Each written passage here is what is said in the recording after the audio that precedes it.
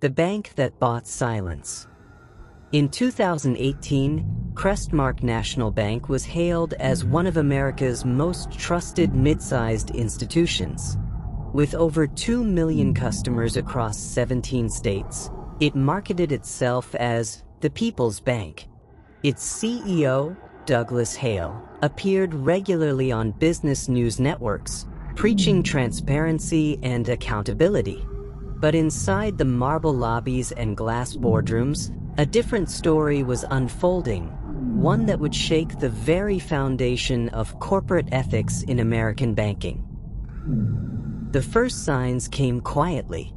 An internal auditor, Renee Caldwell, noticed repeated round-number transfers, millions moved in even figures, often routed through accounts flagged for review but later cleared without explanation.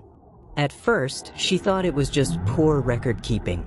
But when she traced one $25 million transfer marked client facilitation fee, she discovered the receiving firm didn't exist.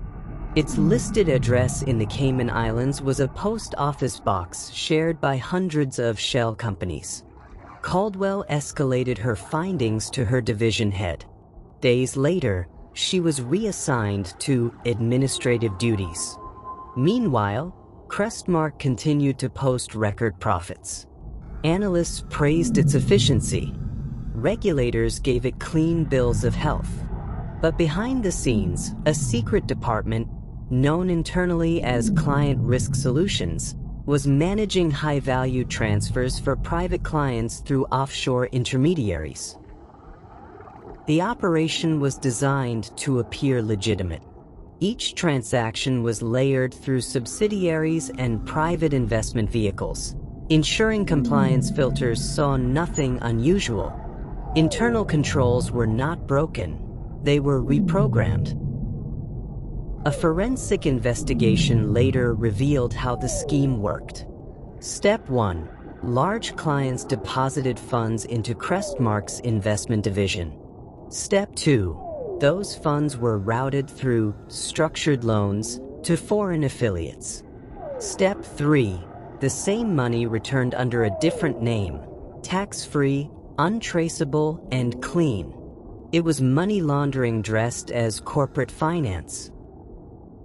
By 2020, more than $3.8 billion had passed through these channels. But it was an anonymous email to federal regulators that finally cracked the case. The message contained one attachment, an encrypted spreadsheet titled Silent Ledger.xlsx. It documented over 200 transactions linking Crestmark's senior compliance team to offshore accounts held by North Harbor Investments, a known front for Eastern European oligarchs under U.S. sanctions.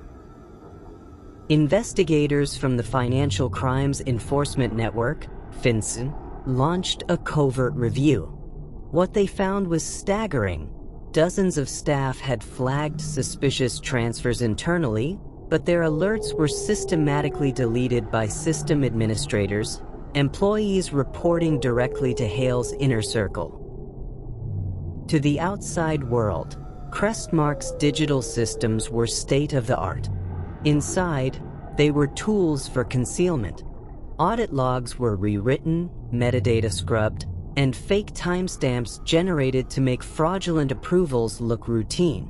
When the investigation became public, Crestmark's board denied all wrongdoing. Hale appeared calm on television, saying, "We are confident in our controls." But the confidence didn't last. Federal agents raided Crestmark's headquarters in June 2021. The footage, bankers in suits watching agents seize computers, went viral. Among the seized files was a folder labeled Silent Partners.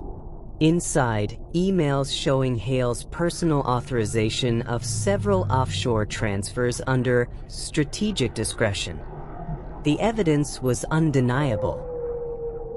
The forensic accountants reconstructed the digital trail using encrypted backups recovered from the server room. They pieced together a hidden ledger, every erased audit log, every internal message. creating a timeline of deliberate deception spanning 9 years. The most chilling discovery came from the compliance archive.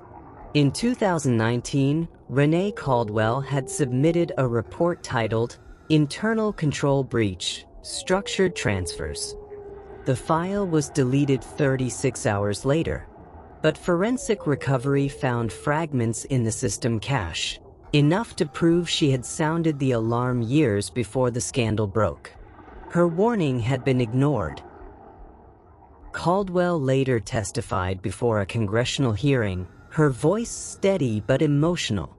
"We weren't silenced by law. We were silenced by loyalty, bonuses, and fear." The scandal sent shockwaves through the banking sector. Crestmark's stock collapsed overnight. Hale resigned, then was arrested weeks later on charges of conspiracy, wire fraud, and obstruction of justice. During sentencing, prosecutors described Crestmark as a bank that bought silence, not safety.